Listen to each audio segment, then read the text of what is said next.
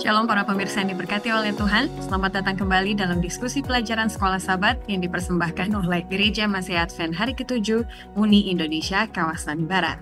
Selama berabad-abad, manusia telah berusaha untuk mengerti, memahami sifat kealahan yang tertulis di dalam Alkitab.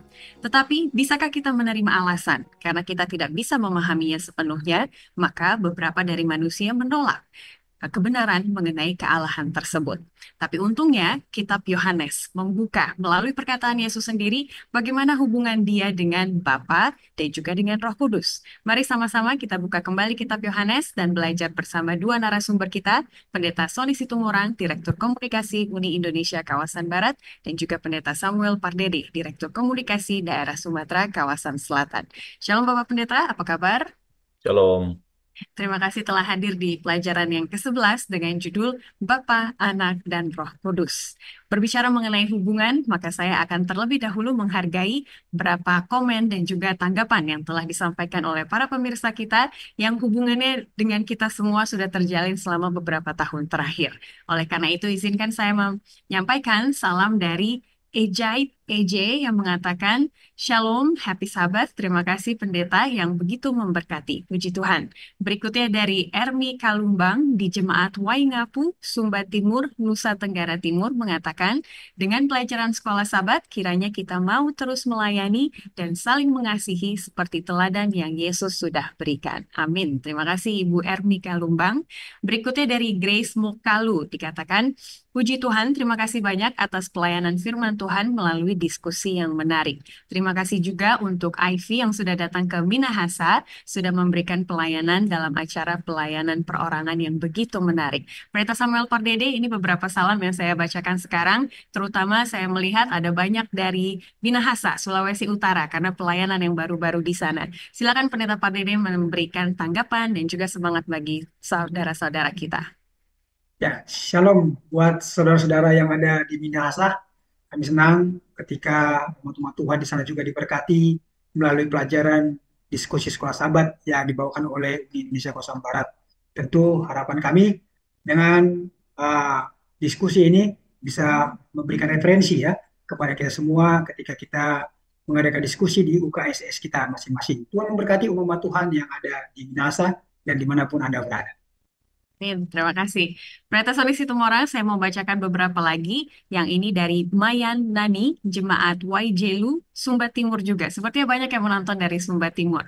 Terima kasih atas firman Tuhan melalui pelajaran Sekolah Sabat yang bisa menguatkan iman kerohanian kami. Berikutnya saya bacakan dari Tamparuli Sabah, Jelim Tonsuri yang mengatakan, terbaik, God bless. Terima kasih untuk support dan juga doa-doa dan harapannya. Berikutnya dari Gleina Tambuhun mengatakan, terima kasih untuk pelajaran sekolah Sabat yang sangat baik yang bisa membantu saya mengerti dan memahami pelajaran ini. Semoga para narasumber tetap sehat dan semangat untuk terus berbagi ilmu pengetahuan. Silakan Pendeta Sony dengan pelayanan pendeta selama ini bertemu dengan orang-orang secara langsung. Ada tanggapan ataupun pesan yang mau disampaikan, silakan. Baik, terima kasih. Benar kata Ivy. Pelajaran sekolah sahabat ini jadi berkat bagi kami semua. Pastor Sam kemarin di Malaysia ketemu sama orang ya, Pastor Sam ya. Ya, Lalu Ivy ketemu di Manado. Kita pun demikian. Kadang-kadang ketemu kita nggak kenal, tapi karena sekolah sahabat kita saling kenal. Walaupun secara fisik kita nggak kenal, tapi secara spiritual kita sama. Satu dalam satu, Pak. Satu naungan. Kepada Mayan Nani, Jelinton di Sabah, Tamparuli, dan Glene, terima kasih atas supportnya dan juga kepada yang lainnya. Mari kita terus menyala melalui membagikan link pelajaran sekolah sahabat ini ke sahabat-sahabat lainnya agar semakin banyak orang terberkati. Terima kasih. Amin. Puji Tuhan sekali untuk kebersamaan kita selama ini. Saya akan melanjutkan dengan membacakan ayat inti dari pelajaran ke-11 dengan judul Bapa, Anak, dan Roh Kudus. Terdapat di dalam Yohanes 14 ayat 26. Tetapi penghibur, yaitu Roh Kudus, yang akan diutus Bapa dalam namaku, dialah yang akan mengajarkan segala sesuatu kepadamu dan akan mengingatkan kamu akan semua yang telah kukatakan kepadamu. Bolehkah Pendeta Pardede membuka diskusi kita di dalam doa? bersatu di dalam doa. Ya Tuhan, Allah kami, diskusi sekolah sahabat kami. Kami rindu Roh Kudus menguasai hati dan pikiran kami, dan juga memberkati para pemirsa dimanapun berada, sehingga firman-Mu akan meneguhkan kami, Sehingga walaupun kami memiliki keterbatasan untuk mengenal Engkau, tapi kami percaya Engkau mengasihi kami. Biarlah Bapa Engkau mengampuni kami dari salah dosa pelanggaran kami. Dalam nama Yesus kami berdoa. Amin. Amin. Terima kasih sekali. Baik, kita akan tetap berada di dalam bagian perpisahan dari Yesus. Bagian terakhir dari kitab Yohanes, dalam Yohanes 13 sampai 17, kita akan melihat bagaimana hubungan antara Bapa, Anak, dan juga Roh Kudus, maupun hubungan dari kealahan dengan manusia dan juga antar manusia. Kita akan mulai dari pelajaran hari Minggu dengan judul Bapa Sorgawi. Menarik sekali, penulis dari pelajaran Sekolah Sabat ini mengangkat mengenai penciptaan untuk menggambarkan peran Bapa. Padahal banyak orang, termasuk orang Kristen, tidak melihat ada Bapa yang berperan di dalam penciptaan. Mungkin Pendeta Samuel Pardede boleh mulai dari situ. Bagaimana Allah Bapa ada dari penciptaan. Mereka kekal begitu ya, tapi di penciptaan juga ada. Silakan Pendeta. Baik, terima kasih Kak Evi. Ya, jadi pelajaran Sekolah Sabat kita ini sungguh luar biasa. Jadi mengarahkan kita akan Bapa, Anak, dan Roh Kudus. Ya, ketika kita membaca kitab penciptaan dalam Kejadian 1 ayat 1, ya, tentu kita mengetahui bahwa Allah adalah sumber segala sesuatu. Ketika menciptakan langit dan bumi, Bapa, Anak, dan Roh Kudus bersama-sama ya menciptakan segala sesuatu. Dengan demikian, ketika Allah ya menciptakan langit dan bumi dengan penuh keharmonisan tentunya ya. Jadi ini merupakan pancaran ya, pancaran kasih keharmonisan yang sebenarnya yang harus dimiliki oleh manusia dan seluruh ciptaan. Ya. Bagaimana Allah, Bapa, Anak, dan Roh Kudus yang bersama-sama menciptakan manusia dalam kasih tentunya. Ya, saya rasa itu mungkin Kak Evi. Baik, terima kasih Pendeta sudah jelas. Walaupun mungkin kata Bapa tidak terdapat di dalam buku Kejadian 1 ayat 3, tapi kalau kita memahami peran dari Bapa, maka sangat mudah untuk kita menerima dengan iman bahwa apa yang diciptakan itu adalah bagian dari sumber ataupun dibuat oleh sumber tersebut. Baik, terima kasih Pendeta Samuel Pardede. Kalau kita lihat di pelajaran hari Minggu ada banyak ayat-ayat, referensi-referensi untuk memperjelas apa peran Bapa di dalam kehidupan kita atau di alam semesta ini. Dialah sumber kasih, dialah yang mengutus Yesus. Dia tidak menghakimi karena peran menghakimi ada pada Yesus, tetapi Yesus menghakimi menurut kehendak Bapa karena Bapa adalah adil. Berikutnya juga Bapa adalah sang pemelihara yang memberikan makanan, dia mengajar dan dia juga menjawab doa. Tetapi Pendeta Sony Situmorang, kalau melihat mengenai peran Bapa, saya akan menyinggung Yohanes 17 ayat 3, seperti yang ada di pertanyaan nomor 1 di hari Jumat. Ayat tersebut mengatakan, inilah hidup yang kekal itu, yaitu bahwa mereka mengenal Engkau, satu-satunya Allah yang benar, dan mengenal Yesus Kristus yang telah Engkau utus. Unik sekali Yohanes membawa perhatian kita bahwa kekekalan itu hanya bisa didapat jika kita mengenal siapa Bapa. Makanya Yesus diutus ke dunia untuk menyatakan Bapa tersebut. Boleh komennya Pendeta terutama mengenai Yohanes 17 ayat 3 ini. Baik, terima kasih. Kita ingat dalam Yohanes 17 ayat 3, Alkitab menyatakan bahwa apa? Hidup kekal adalah hidup yang berkualitas dan hanya dimiliki oleh orang-orang yang memiliki kualitas seperti siapa? Yesus. Nah, ayat ini juga menegaskan apa? Identitas Yesus sebagai Tuhan Allah yang benar. Kenapa? Saya garis bawahi kata Bapa dan Aku adalah satu. Kalau saya lihat di catatan kecil di sini, maka hidup kekal adalah hidup yang berkualitas. Kemudian hanya orang yang memiliki kualitas hidup seperti ini dapat memiliki hidup kekal. Kemudian kualitas hidup Yesus mengacu pada perjumpaan dengan Allah. Artinya apa? Pendewasaan rohani yang menjadi serupa dengan Yesus. Dan ketika Ivy lihat uh, kata kekal ini, maka itu merupakan tujuan akhir dari apa? Dari kehidupan dunia ini. Kenapa sampai ada kekekalan? Bahkan Tuhan dikatakan dari kekekalan hingga kekekalan. Karena segala sesuatu tanpa Yesus bukanlah realitas. Bahkan saya mau katakan lagi, coba Ivy baca paragraf terakhir di bagian paragraf ketiga. Sementara berada di bumi, Yesus memasrahkan hidupnya kepada Bapa, hidup sesuai dengan tuntutannya. Dia berkata, aku dan Bapa adalah satu. Bapa di dalam aku dan aku di dalam Bapa. Jikalau aku tidak melakukan pekerjaan-pekerjaan Bapakku, janganlah percaya kepadaku. Nah, tiga kalimat ini dan juga ayat-ayat yang lain ini mengarahkan bahwa misi mereka adalah satu. Jadi saya ingat saya akan singgung nama ini bagi teman-teman di Malaysia, Pendeta Jibril Simbah yang sekarang baru terpilih sebagai Ketua Daerah Sabah Mission. 2 hari lalu saya telepon dia, saya bilang congratulations Pastor, karena saya dekat sama beliau. Lalu saya tanyakan kenapa Pastor mau melayani di Sabah Mission. Nah ini kalimat dia. Pastor Sony ingat khotbah saya di kantor Uni Barat dulu, dikatakan begini, we we are called uh, to be focused on mission, not to be focused on position. Nah, dalam konteks ini, Yesus dan Bapa punya satu misi, mission. Apa itu? Untuk apa? To restore the images of God, kembali untuk mengembalikan tata Allah yang semula agar manusia mendapatkan hidup kekal. Itu sebabnya, agak sedikit panjang ini. Tadi ketika Pastor Sam mengatakan bahwa mereka punya kesatuan, itu dilihat dari Kejadian 1:1. Saya ulangi lagi, saya pernah katakan di sini bahwa unsur kealahan ada di sana. Kalau dikatakan dalam bahasa Ibrani, Bereshit bara Elohim. Elohim ini merupakan jamak. Artinya pada mulanya Allah Bapa, Anak, Roh Kudus, seperti tertulis menciptakan langit dan bumi. Artinya mereka punya satu apa? Satu misi bagaimana manusia sampai kepada kekekalan. Terima kasih. Puji Tuhan, kita dapat mengetahui siapa Allah kita, siapa Yesus, siapa Roh Kudus dari peran mereka, dari misi yang mereka lakukan di dalam kehidupan kita. Kita diajak untuk melanjutkan perenungan kita mengenai nomor 1 di hari Jumat. Jadi kalau ada seseorang bertanya kepadamu, apakah engkau mengenal Allah? Apakah yang akan engkau katakan? Bagaimana peran Bapa, Yesus, dan juga Roh Kudus bisa kita sampaikan kepada orang lain dengan cara yang sederhana. Baik, kita maju ke hari Senin dengan judul Yesus dan Bapa. Menarik sekali di Kejadian 3 ayat 7-9 dikatakan, walaupun manusia sudah berdosa, Allah lah yang mencari mereka, bukan sebaliknya. Dulu saya Pendeta Sam, kalau mengingat ataupun mengenal siapa Allah, saya pikir Allah adalah sosok yang besar, begitu ya, yang siap untuk menghukum umat-umatnya.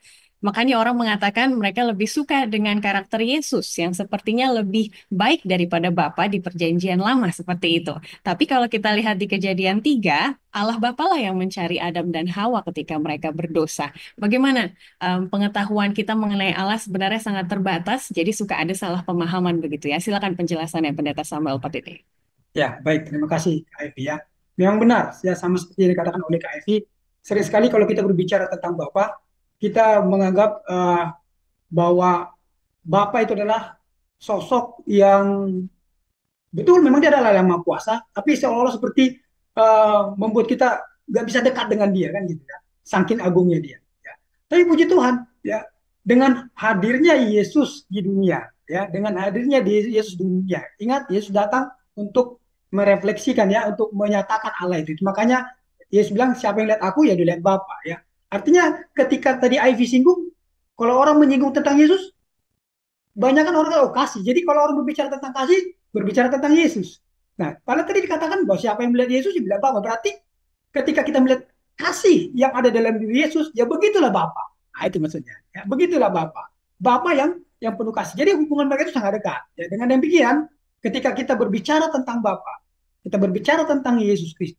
Ya, Yesus dan Bapa adalah Allah ya yang sangat mengasihi, yang sama-sama mengasihi kita. Bahkan kita tahu bahwa tadi Evi sudah singgung bahwa bagaimana Bapa mengutus anak. Jadi bicara tentang keselamatan, ya tiga oknum ini juga apa? Ya terlibat aktif. Kita tahu bahwa Yesus, Bapa yang mengutus Yesus. Bahkan Yesus tidak melakukan segala sesuatu kalau bukan karena Bapa. Ya. Jadi apa yang dilakukan oleh Yesus, Yesus bilang ketika dia berkarena menjadi manusia, kehendak Bapa yang kulakukan, bukan kehendak. Jadi ketika menunjukkan kasih, berarti kasih yang ditujukan adalah kasih Bapa. Nah, itu dia ya. Jadi Allah kita adalah Allah yang penuh kasih. Begitu Kak Ivy. Terima kasih sekali Pendeta sudah membuka kaitan hubungan Yesus dan Bapaknya, dan itu akan kita lanjutkan di hari Selasa nanti. Saya mau mundur sedikit Pendeta Sony Situmorang ke bacaan dari Sabat petang. Dikatakan, selama berabad-abad manusia telah berusaha sepenuhnya untuk memahami sifat kealahan. Tetapi karena kita tidak bisa memahaminya, banyak yang menolak gagasan tersebut. Betapa bodohnya menolak sesuatu hanya karena kita tidak dapat sepenuhnya memahami hal tersebut, atau menolak karena hal itu tidak sesuai dengan batas-batas penalaran manusia. Boleh komen pendeta mengenai paragraf kedua di Sabat Petang ini dan bagaimana ini merupakan gambaran yang benar mengenai orang kekristenan sekarang gitu ya, menolak bahwa Trinitas gitu, ada tiga oknum kealahan karena kita susah untuk mengertinya. Silakan pendeta. Baik, terima kasih. Ketika bicara mengenai Trinitas, maka itu merupakan hal yang hingga saat ini uh, masih masih multi interpretasi bagi orang-orang di luar sana, sehingga mereka ketika menggunakan logika manusia maka mereka menolak hal tersebut. Tapi ketika kita lihat perjalanan sekolah sahabat pada pekan ini, apalagi ketika judulnya dikatakan apa? Bapa, Putra, dan Roh Kudus, memang secara langsung tidak menyatakan tertulis dalam Alkitab, tapi secara konsep itu sangat jelas. Ketika para pemirsa membaca 1 ayat 4, 1 dan 4, ayat 14, 18, 32, maka kalimat tadi ada Bapa dan Aku adalah satu. Nah, supaya singkat, saya ingin katakan bahwa ketika kita belum memiliki iman sepenuhnya kepada Yesus, seperti tema kita apa sekarang, Pastor Sam? Dipanggil untuk setia menurut kepada apa? Perintah Allah dan Perintah iman. Allah dan iman kepada Yesus. Dibutuhkan iman. Waktu saya masih remaja ada seorang mengatakan begini, Ivy sama Pastor Sam. Oh, ingat Allah itu Esa. Tapi apa? Mereka dia itu bukan seperti, sorry saya mau katakan, dewa dewa lain yang kepalanya tiga, tangannya tiga, bukan begitu. Ini satu. Bahkan ada seorang pendeta senior mengatakan kepada saya ini dulu ya, dulu. Itu sama seperti susu katanya. Susu itu terbuat dari air, kemudian ada gulanya, ada bubuknya. Ketika dicampur jadi satu. Tapi mereka punya punya punya misi atau tugas masing-masing dalam pelayanan. Nah, tapi saya tidak akan ambil itu, artinya yang dibutuhkan di sila ketika Anda menggunakan nalar manusia, ketika Anda menggunakan common sense, ketika Anda menggunakan logika manusia, maka masing-masing orang apa akan sulit menyeragamkan. Namun satu hal yang percaya pasti ketika Allah mengatakan, ketika Tuhan mengatakan percayalah kepadaku, maka dibutuhkan iman saat itu. Ketika Anda punya iman, yang pertama kita harus lakukan apa? Mengikuti apa yang kita imani. Ingat kembali kata pisteo dan numa. Terima kasih. Terima kasih. Itulah yang menjadi gambaran dari paragraf paling bawah di hari Senin ketika ada seorang ateis yang menyatakan kalau tidak ada kejelasan di dalam kehidupan ini, dari manakah konsep keselamatan atau pertolongan itu akan datang, begitu ya, kalau tidak jelas mengenai konsep kealahan ini. Mungkin itu bisa didiskusikan dan juga direnungkan. Kalau ada pendapat maupun pertanyaan, silahkan tulis di kolom komen. Kami akan dengan senang hati menanggapinya. Kita akan lanjut ke pelajaran hari Selasa dengan judul Mengenal Anak Berarti Mengenal Bapa. Kita akan melanjutkan bagaimana Yesus menggambarkan hubungannya dengan Bapa. Silakan Pendeta Samuel Pardede kalau ada poin-poin yang mau ditambahkan. Mengapa? Jadi saya jadi mengerti mengapa Yesus dalam misinya selalu mengatakan aku diutus oleh Bapa, begitu ya, supaya orang ketika melihat Yesus mengenal juga mengenai Bapa. Apa yang Pendeta Samuel Pardede lihat dari pelajaran hari ini? Ya, baik. Terima kasih, Kak Evi. Jadi, sahabat-sahabat pemirsa dimanapun berada, kalau kita perhatikan pelajaran sekolah sahabat kita hari Selasa dikatakan bahwa sang anak melakukan kegiatan yang mengarah kepada Bapa. Ya. Yesus menjelaskan siapa Bapa dan menunjukkan apa hubungannya dengan dunia ini. Ya, ini tentu sesuai dengan Yohanes 1 ayat 18 yang mengatakan bahwa dia membuat Bapa dikenal. Artinya dialah yang menyatakan Bapa. Jadi sering sekali kita menggunakan kata-kata istilah menafsirkan, mengeksposisikan atau menyatakan, ya. Jadi kalau kita melihat Yesus, kita melihat Bapa itu, makanya ketika ditanya, tunjukkanlah Bapa itu kepadaku. Ingat ya, pelajaran sahabat yang lalu ketika dia oleh Petrus, kenapa kau tanya? Kalau kau lihat aku ya, kamu lihat Bapa. Jadi artinya Yesus itu merefleksikan atau mengeksposisikan, menjelaskan Bapa itu tadi. Ya sama seperti pertanyaan yang ditanya oleh Kak Evi tadi. Banyak orang salah mengerti tentang Bapa. ya. Tapi kalau kita mau tahu tentang Bapa itu sepenuhnya, ya lihat Yesus, ya. Karena segala sesuatu yang dilakukan oleh Yesus itu adalah atas kehendak Bapaknya. Bahkan dia katakan ketika dia menjelma menjadi manusia datang ke dunia ini, tidak satu pun dia katakan yang kulakukan adalah kehendakku, tapi kehendak dia yang mengutus aku.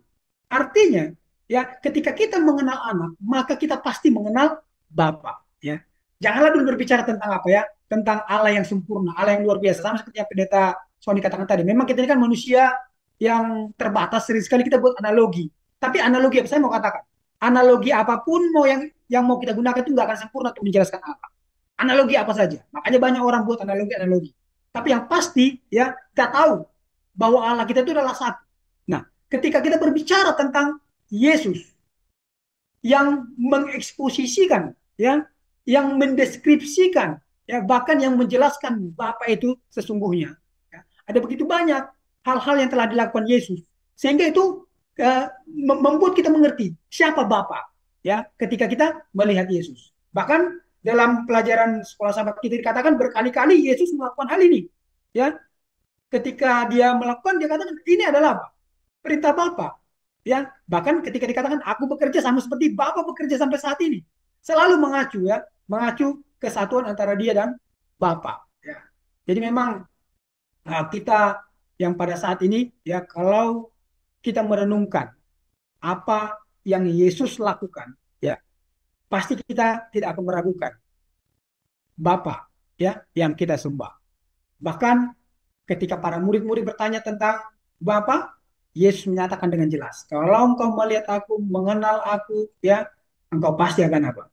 Mengenal dia. Karena kita tahu bahwa Bapa yang mengutus Yesus. Bahkan tadi Pendeta Sony sudah jelaskan, to restore the image of God. Ini sebenarnya ada pasangan hubungan dengan yang sebelumnya. Karena kan setan berusaha merusakkan karakter Allah kan, merusakkan, mengaburkan karakter Allah yang penuh kasih yang sesungguhnya. Lalu Allah to restore the image of God datang ke dunia ini menjelma menjadi manusia. Walaupun kita manusia yang berdosa ini bisa memahaminya ketika kita memandang Yesus. Begitu Kak. Amin, puji Tuhan.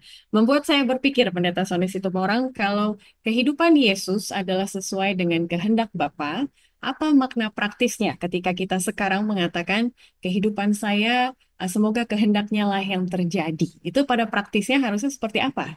Silakan. Baik, sering kita mengatakan apa not my will but yours, apa bukan kehendakku tapi kehendakmu yang jadi. Dalam doa-doa pun dikatakan begitu. Benar, tadi Pastor Sam sudah terangkan. Arti dari kehendak menjadi artinya kita telah mempercayakan sepenuhnya bahwa apapun yang terjadi di masa depan kita, dalam kehidupan kita, kita serahkan kepada siapa? Yesus. Ketika judul pelajaran sekolah sahabat kita pada pekan ini, pada hari Selasa itu mengenal anak berarti mengenal Bapa. Saya ingin ulangi kembali apa yang sudah pernah saya katakan dia dahulu. Kata mengenal dalam bahasa Yunani itu daat atau yada. Atau dalam bahasa Ibrani, dalam bahasa Yunani itu apa? Epiginosko. Artinya apa? Itu namanya the intimacy relationship atau apa? Hubungan intim. Ketika saya, para pemirsa, kita semua mengatakan kita mengenal Yesus, berarti ada hubungan intim. Makanya ketika Yesus mengatakan aku mengenal Bapa dan Bapa mengenal aku, mereka kesatuan. Itu sama seperti hubungan suami istri, saudaraku. Artinya bukan bukan saya seperti saya kenal Jokowi, saya kenal Pastor Sam, saya kenal Ivy, hanya tapi lebih daripada itu. Contoh seperti Daniel mengenal Ivy, semua tahu. Saya sering kasih ilustrasi gini Pastor Sam. Pastor Sam coba buka suaranya Sam. Coba Sam. Kenal Ya, Ivy, Sam? Kenal Ivy kenal, ya? kenal, kenal. Nah, Kapan dia ulang tahun? nah ini dia. Nggak Nah, tahu. ini ilustrasi yang sederhana. Tapi kalau ditanya Daniel kapan dia ulang tahun, pasti tahu. Nah, yang saya mau katakan, kehendak menjadi apa? Saya menyerahkan sepenuhnya kepada Tuhan. Itu sebabnya Ivy mohon Mbak Bu, tolong dibaca paragraf apa terakhir Ya. pengakuan Yesus. Pengakuan Yesus tentang hubungannya dengan Bapa sungguh menakjubkan. Dia menegaskan bahwa semua ajarannya adalah ajaran Bapa. bahwa semua yang dia katakan secara pribadi telah dia dengarkan dari Bapa, bahwa percaya kepadanya sama dengan percaya kepada Bapa, bahwa baik perkataannya maupun pekerjaannya semuanya berasal dari Bapa, dan bahwa dia dan Bapa dipersatukan dalam mengasihi dan berkarya untuk keselamatan manusia. Sungguh sebuah kesaksian yang sangat kuat tentang kedekatan Yesus kepada Bapanya di surga. Ini saya katakan the intimacy relationship, hubungan yang sangat intim dengan siapa? Dengan Bapaknya. Demikian juga dengan kita. Ketika kita berhubungan intim dengan Tuhan, melalui curahan Roh Kudus yang menuntun kita, maka kehendak Bapalah, kehendak Yesuslah yang terjadi dalam hidup kita. Itu sebab kita katakan, bukan kehendakku, namun kehendakmu lah ya yang jadi. Terima kasih. In. Menjadi perenungan dan juga bahan diskusi bagi kita bagian bawah di hari Selasa. Jadi bagaimana pikiran dan tindakanmu seharusnya berubah ketika kita mengimani kehendak Allah di dalam kehidupan kita masing-masing. Dan bagaimana kalau kita menghidupkan kehendak Allah di dalam kehidupan kita seperti Yesus, maka kehidupan kita akan lebih baik lagi. Boleh silakan dipikirkan dan juga didoakan. Kita lanjut ke pelajaran hari Rabu dengan judul Roh Kudus. Beralih dari Bapa dan juga Yesus, kita ingin mengenal Roh Kudus. Dan peran Roh Kudus dapat kita pahami ketika ada pengalaman pertobatan. Itulah yang ditulis dalam Yohanes 1 ayat 10 sampai 13. Seperti apa Pendeta Pardede kalau dalam pertobatan kita lebih mengenal Roh Kudus lagi? Silakan. Baik, terima kasih Kak Evi. Jadi sama seperti yang Pendeta Situmorang katakan tadi, kita akan lebih tahu kalau kita mengenal. Ya, mengenal itu tadi kan intimasi, ada hubungan, ada hubungan. Jadi kalau kita juga mempunyai hubungan dengan Allah ya, mempunyai hubungan dengan Roh Kudus, intimasi dengan Roh Kudus, kita tentu tahu karya Roh Kudus dalam kehidupan kita. Ya, khususnya ketika pertobatan.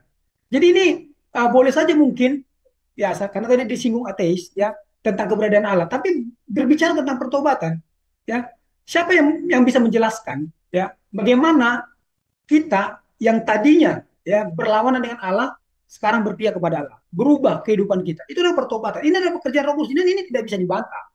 Ya. Jadi salah satu bukti bahwa Allah itu ada nyata, ya Roh Kudus adalah pertobatan kita, perubahan kita. Ada begitu banyak, ya, ada banyak orang yang bersaksi. Ketika seseorang mencoba menasehati, menegur, dan segala sesuatu lah kita katakan. Orang itu belum tentu berubah kalau Roh Kudus tidak bekerja dalam hatinya. Banyak orang bertekad, ya bertekad. Orang bilang itu kan tekad dia. Coba lihat kalau orang yang bertekad, ya dia akan kembali lagi kalau hanya sekedar tekad. Karena kita ini kan manusia lemah. Daging itu apa katanya?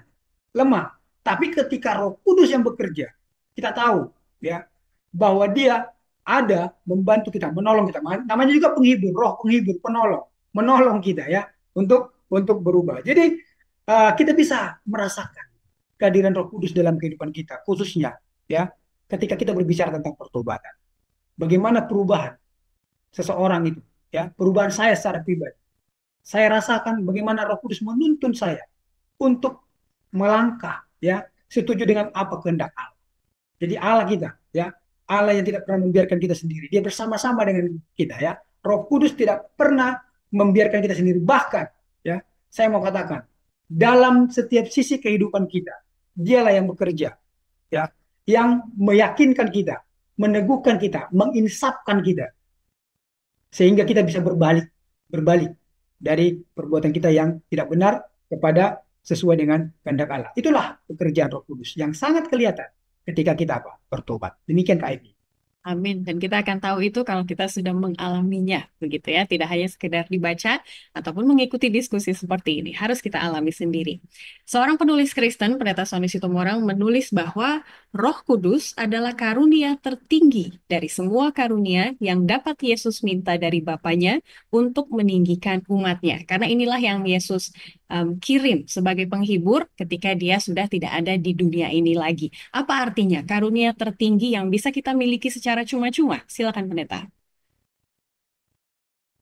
Ketika berbicara mengenai karunia tertinggi, maka kita harus lihat fase dalam Alkitab. Dalam Perjanjian Lama, maka peran kealahan dipegang langsung oleh Allah Bapa yang kita kenal dengan zaman teokrasi, kemudian dalam abad dalam pertengahan ketika Yesus harus mati di kayu salib untuk kita, kita mengenal itu sebagai zaman Injil, Gospel, atau lalu zaman sekarang setelah ketiga gereja-gereja Kristen mula-mula itu namanya apa? Di sinilah dibutuhkan parakletos. Apa? Parakletos yaitu roh penolong, roh kudus. Dan benar, pada zaman kita ini maka kehadiran roh kudus merupakan apa? Karunia tertinggi. Apa arti karunia? Ketika berbicara mengenai karunia, maka itu mengarah kepada sesuatu pemberian yang tidak bisa dinilai dengan uang, tidak bisa diukur dengan akal manusia yang diberikan kepada kita. Karena Roh Kudus sendiri ini berhubungan dengan iman. Jadi begini, Pastor Sam sama Ivan juga para pemirsa. Ketika Anda menerima Roh Kudus, maka dibutuhkan iman. Kata dasarnya pun dalam bahasa Ibrani itu sama. Saya dulu katakan iman itu emunah, maka Roh Kudus itu pneuma, atau dalam bahasa lain itu ruah hakodes atau ruah. Nah, yang saya mau katakan di sini adalah Roh Kudus itu akan bekerja dalam diri kita, akan menjadi karunia tertinggi kalau kita punya apa? Iman. Saya coba cek-cek, saya punya catatan kecil, maka dikatakan di sini Roh Kudus adalah karunia tertinggi karena Roh Kudus adalah kebenaran yang bersaksi tentang Tuhan Yesus. Yang kedua, Roh Kudus berperan sebagai penolong, penghibur, dan pemberi kuasa bagi kehidupan orang. Roh Kudus membimbing, mengajar, dan menjelaskan kebenaran firman Allah. Dan yang paling luar biasa saya akan katakan di sini. Roh Kudus merupakan penghubung antara umat Kristiani dengan Bapaknya yang di sorga. Itu sebabnya, Ivy sama Pastor Sep, ada nggak satu mediator atau satu hal yang bisa membuat Anda terhubung langsung? Makanya dikatakan, we are, apa tadi? Dipanggil untuk setia, Pak. Benar apa temanya, Sam? Menurut kepada Perintah-perintah Allah dan iman. perintah Allah dan iman kepada Yesus. Di mana Roh Kudusnya? Mana ada kepikiran? Perintah Allah mengikuti hukumnya, beriman pada Yesus itu merupakan apa? Satu gambaran bahwa ada roh di sana. Untuk menutup, coba Ivy baca paragraf terakhir Ivy. Hari Rabu. Maka, sungguh merupakan suatu berkat untuk menerima Roh Kudus yang menyatakan bahwa Allah itu benar. Roh Kuduslah yang menginsafkan kita akan dosa, akan kebenaran, dan akan penghakiman. Oleh karena itu, kunci bagi kita untuk mengetahui apa yang tepat, apa yang benar, apa yang baik adalah dengan menaklukkan akal budi dan pengalaman hidup kita kepada firman Allah melalui kuasa Roh Kudus yang menginsafkan dan meyakinkan. Terima kasih. Terima kasih. Kita diajak untuk menaklukkan segala akal budi, nalar, dan juga mungkin pengalaman kita sebelumnya kepada kebenaran dari firman Allah. Kita lanjut ke hari Kamis. Terakhir, kita akan melihat doa Yesus. Dan di dalam doa Yesus, Yohanes 17, Yesus merindukan supaya hubungan dia dengan Bapa dan hubungan dia dengan Roh Kudus juga menjadi pengalaman kita. Dalam hal apa, Pendeta Pardede? Boleh dibuka isi dari doa Yesus. Silakan. Baik, terima kasih ya. Jadi kalau kita lihat Yohanes pasal 17 ini ya disebut sebagai doa ya, doa imam besar Yesus ya buat kita, doa pengantaraan. Jadi sebelum dia meninggalkan murid-muridnya pada saat itu dia berdoa supaya murid-muridnya katanya satu sama seperti dia dan Bapa adalah satu. Ini bicara tentang hubungan sebenarnya. Kenapa? Kenapa bicara tentang hubungan? Ingat, yang memisahkan kamu dan Allahmu adalah dosamu ya. Jadi dosa membuat rusak semua, membuat hubungan terpisah. Jadi Yesus rindu supaya manusia mengalami kembali hubungan ya yang pernah dialami. Ingat ketika Allah menciptakan manusia di Taman Eden, aduh alangkah indahnya Pak. Hubungan itu ya. Begitu manusia jatuh dalam dosa, hubungan itu rusak. Allah datang malah sembunyi. Kan gitu. Jadi Yesus mau ya bahwa hubungan itu dipulihkan ya supaya sebagaimana hubungan antara dia dan Bapa, begitu juga hubungan antara umat-umatnya ya manusia dengan Allah. Tapi bukan hanya itu juga, tetapi juga dengan sesama. Hubungan dengan sesama ya. Jadi hubungan antara kita dengan Allah, lalu hubungan kita dengan sesama.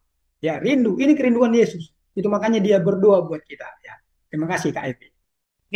Jadi memang kesatuan dan kasih itu menjadi tema besar dari doa Yesus dan itu yang diharapkan pada kita saat ini. Berarti Pendeta Sony Situmorang aplikasinya bagi kita sesama umat manusia untuk hal kesatuan dan kasih, kita mau lihat pertanyaan nomor 3 di hari Jumat. Yesus mengatakan dalam doanya, "Aku tidak berdoa supaya engkau mengeluarkan mereka dari dunia, tetapi supaya engkau melindungi mereka dari yang jahat." Bagaimanakah pilihan kita sendiri berdampak pada seberapa baik doa ini dapat dijawab dalam kehidupan kita? Jadi apa peran kita, pendeta, untuk mengaminkan doa yang Yesus sampaikan kepada Bapaknya di Yohanes 17?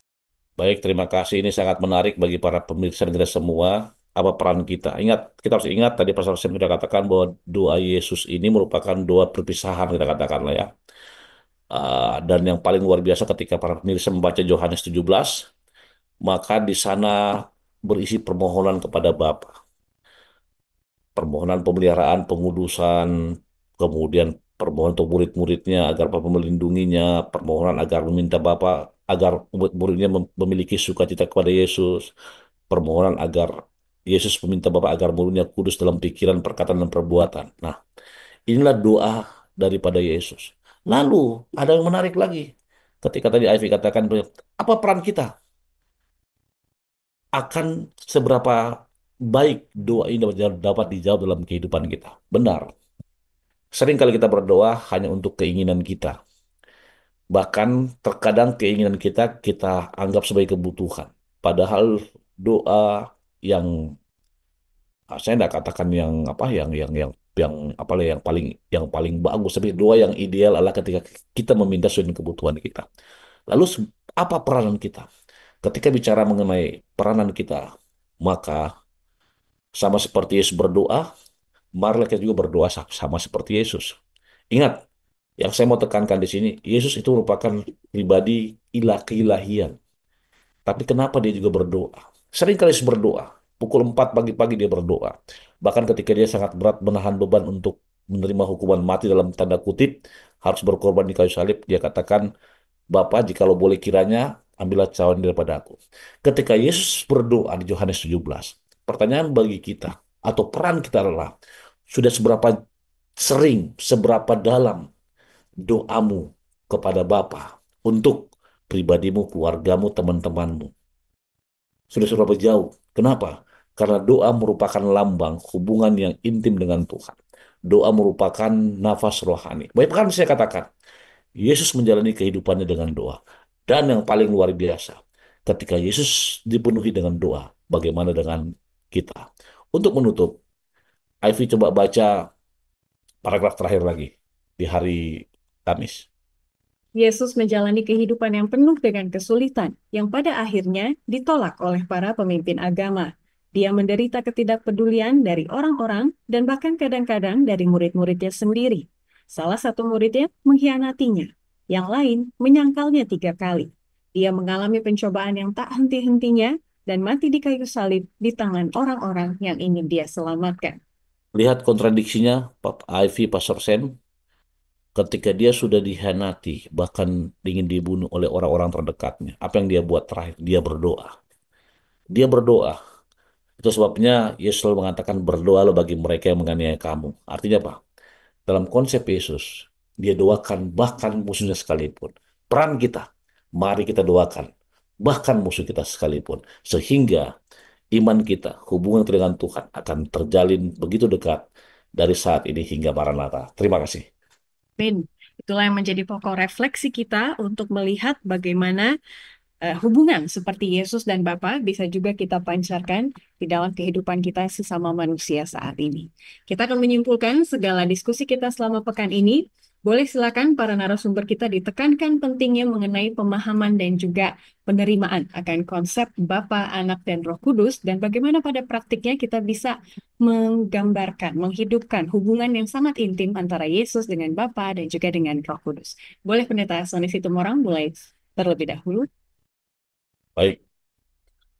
Baik, terima kasih. Sama seperti judul pelajaran sekolah sahabat kita pada saat ini, pada pekan ini adalah Bapa, Putra, dan Roh Kudus. Maka sebagai kesimpulan saya ingin katakan adalah kesatuan ini adalah ehad satu, esa. Tapi mereka apa? Mereka punya apa? Punya tiga apa? Tiga kepribadian dalam arti saya bisa katakan mereka punya apa? Punya misi yang sama, tapi melakukannya dalam beberapa fase. Artinya mereka satu dan tujuan utama mereka adalah seperti saya katakan tadi. Di Kejadian 1, mereka diciptakan langit dan bumi secara sempurna, dan mereka ingin mengembalikannya secara sempurna. Melalui apa? Mengubah karakter. Mengubah karakter manusia. Melalui apa? Firman yang diberikannya. Itu apa? Roh Kudus, melalui Yesus Kristus. Jadi, saya ingin katakan bahwa jika engkau ingin memahami Allah, engkau harus melihat Yesus dan apa yang terletakkan dalam firman-Nya. Dan inilah inti dari semuanya. Memahami Yesus, melihat Allah, memahami Allah, melihat Yesus, dan apa yang terletakkan dalam firman-Nya, dan berhubungan dengan Roh Kudus setiap hari. Terima kasih. Amin. Berikutnya boleh ditambahkan Pendeta Pardede? Ya, baik. Terima kasih ya. Kembali sama seperti pendahuluan, seperti yang Kak Evi katakan tadi, bahwa memang betul kita ini adalah manusia terbatas. Manusia terbatas mencoba mengenal Allah yang tak terbatas. Tapi ini tidak membatasi kita untuk berbicara tentang Dia, ya. Karena kita mau, Allah mau supaya kita mengenal Dia, ya. Sebisa yang bisa kita lakukan sebagai manusia terbatas. Tapi senang sekali melalui melalui contoh hubungan antara Yesus dengan Bapa dan Roh Kudus, ya, yang kita pelajari sekarang ini, ya. Mengingatkan kita semuanya tentang intimacy, ya, tentang hubungan, bagaimana mereka adalah satu. Ya, dengan demikian kita mengerti ketika kita berbicara tentang Bapa, Anak, dan Roh Kudus. Ya, kita berbicara tentang Allah yang sama seperti yang sudah diterangkan oleh Pendeta Situmorang. Jadi kita harus tetap percaya, ya, yang walaupun kita adalah manusia terbatas yang tidak bisa memahami sepenuhnya, tapi Dia yang kita pahami adalah Dia mengasihi kita. Ya, terima kasih. Ya, mungkin konsep Trinitas sulit untuk dimengerti, tetapi konsep kasih saya rasa manusia mudah sekali untuk menerima hal tersebut. Semoga itu yang akan membuka hati dan pikiran kita menuju iman untuk mempercayai konsep kealahan. Terima kasih sekali Pendeta Sony dan juga Pendeta Samuel Pardede sudah menyimpulkan. Kita akan menghargai dua pertanyaan yang sudah masuk ke kolom redaksi. Saya akan arahkan satu pertanyaan ke masing-masing dari narasumber kita. Yang pertama dari Felix Tagiranti mengatakan, ketika penciptaan, seperti yang kita baca referensinya di Yohanes 1 ayat 1, apakah Tuhan Yesus sudah ada wujudnya atau belum? Kalau di Kejadian 1 ayat 1, bumi yang belum ada wujudnya. Tetapi apakah Allah yang menciptakan ada wujudnya? Mungkin itu pertanyaannya. Pendeta Pardede boleh tolong tanggapi. Ya, baik. Terima kasih Felix ya. Tadi mungkin kita juga ada juga singgung ya ketika dalam Kejadian 1 ayat 1 pada mulanya Allah menciptakan langit dan bumi. Ketika kita berbicara tadi Pendeta Situmorang sudah jelas katakan tadi, ketika berbicara pada mulanya Allah menciptakan langit dan bumi, maka kita juga bisa menggunakan pada mulanya Bapa, Anak, dan Roh Kudus menciptakan langit dan bumi, ya. Jadi mereka sudah ada sebelum segala sesuatu ada, ya. Allah kita ini ada sejak kekekalan. Yesus ada sejak kekekalan. Yesus sudah ada sebelum segala sesuatu ada, termasuk sebelum bumi ada. Tetapi ketika dia berinkarnasi menjadi manusia, ya kan? Ketika dia berinkarnasi menjadi manusia, tinggal bersama-sama dengan kita. Tentu kita tahu ceritanya, ya. Bagaimana dia datang ke dunia, menjelma, ya, berinkarnasi menjadi manusia. Ya, dengan demikian kita tahu kenapa dia harus berinkarnasi. Karena kasihnya kepada kita untuk menebus kita, dia harus mati di kayu salib. Supaya dia bisa mati, maka dia harus menjelma menjadi apa? Manusia, ya. Saya rasa mungkin itu Kak Evi. Terima kasih. Terima kasih, semoga boleh diterima oleh Bapak Felix Tagiranti. Berikutnya Pendeta Sony, saya bawakan pertanyaan dari Matir. Bagaimanakah caranya kebenaran itu membimbing kita untuk melalui kehidupan kita setiap hari?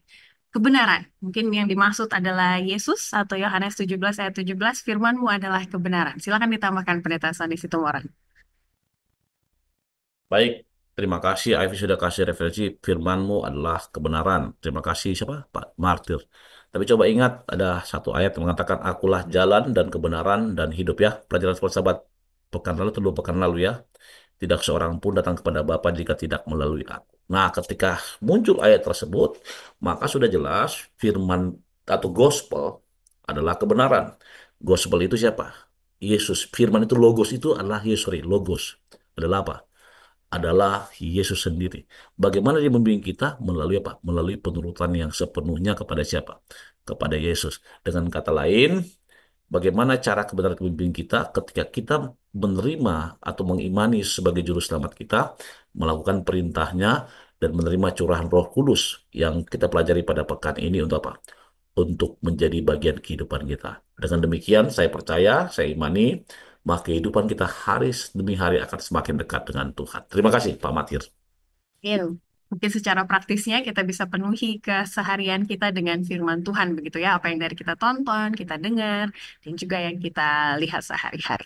Terima kasih. Kita akan menutup kebersamaan kita dengan doa. Kita merasa terberkati mendapatkan 2 permintaan doa yang akan kita sama-sama doakan. Yang pertama dari Aurelia yang menyadari adanya kecenderungan untuk bersikap kasar kepada orang tuanya, tapi mau berubah. Tolong didoakan, Pendeta Sony. Dan juga dari Bapak Oce Nusawakan yang melayani di Ambon, Maluku, ada penghalang dalam pelayanannya menurut beliau, apakah itu manusia ataupun kuasa lain, kita doakan supaya tidak terhalang. Silakan Pendeta Sony. Baik, kita berdoa. Tuhan Allah Bapa Semawi, terima kasih Tuhan atas pelajaran sekolah Sabat yang kami bawakan bersama-sama, yang boleh jadi kurang sempurna di telinga kami, namun kami percaya Engkau akan menyempurnakannya di dalam hati dan pikiran kami, khususnya para pemirsa yang menyaksikan dan boleh kami implementasikan dalam kehidupan kami sehari-hari. Berkati hamba-Mu, Pastor Sen, demikian juga Ivy dan juga Daniel Bang Layar yang setiap pekan berusaha menampilkan pelajaran ini, seperti juga semua tim komunikasi di Uni Sulawesi Barat yang bekerja keras untuk menyajikan acara ini. Kami berdoa Tuhan kepada para pemirsa yang menyaksikan acara ini, berkati mereka berkat jasmani, pikirani maupun rohani mereka. Berkati mereka dalam usaha tangan atau kehidupan mereka masing-masing. Bapa, banyak permohonan mereka, biarlah Engkau akan memberikan jalan keluar atas doa-doa masing-masing mereka. Khususnya Tuhan, ada 2 permohonan dari Aurelia yang secara terus terang mengatakan kepadamu Tuhan bahwa ada satu sifat ataupun karakter yang dia lakukan yang boleh jadi tidak sesuai dengan kehendak Tuhan. Biarlah Bapa, curahan Roh Kudus akan menaungi hati dan pikirannya sehingga ke depannya dia akan semakin rendah hati dan juga mempunyai kelemah lembutan ketika dia berbicara, berkomunikasi dengan orang tuanya. Kami juga berdoa Tuhan untuk Bapak Oce Nusawakan, di mana beliau menyaksikan ada kendala atau halangan yang dia hadapi dalam pelayanannya di Ambon Bapak. Bapak, Engkau mengetahui secara detail halangan-halangan yang dia hadapi. Kami percaya dengan curahan Roh Kudus Tuhan dan bantuan tangan Tuhan dan juga iman daripada Bapak Nusawakan, maka halangan tersebut akan bisa dilewati dengan baik. Nama Tuhan dimuliakan. Terima kasih Tuhan untuk kebersamaan ini. Terpuji nama Tuhan, teruskan berdoa. Amin. Amin. Puji syukur untuk kebersamaan kita kali ini. Firman Tuhan sudah dibentangkan dan akan tidak kembali dengan sia-sia. Itulah menjadi iman kita. Terima kasih untuk pelayanan Pendeta Pardede dan juga Pendeta Situmorang. Kita akan bertemu di kesempatan mendatang. Bagi para pemirsa, kita akan melanjutkan bagian akhir dari Yohanes. Melihat bagaimana penyaliban yang merupakan sesuatu hal yang memalukan adalah sesuatu hal yang memuliakan jika kita lihat dari pandangan Yesus dan juga iman. Mari tetap pelajari firman-Nya. Sampai bertemu lagi di pekan mendatang. Tuhan memberkati.